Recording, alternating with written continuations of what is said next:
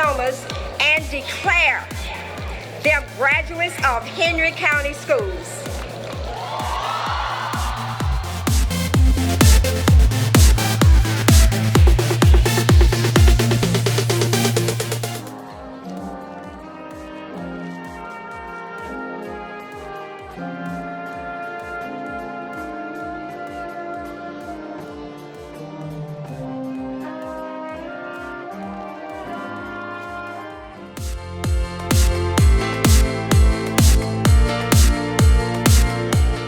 Y'all thought you were through with your assignments.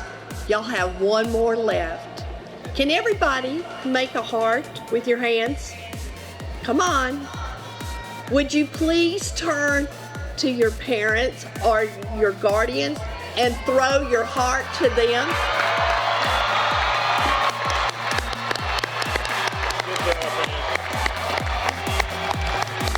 We hereby grant that these students of Hampton High School their high school diplomas and declare them graduates of Henry County Schools.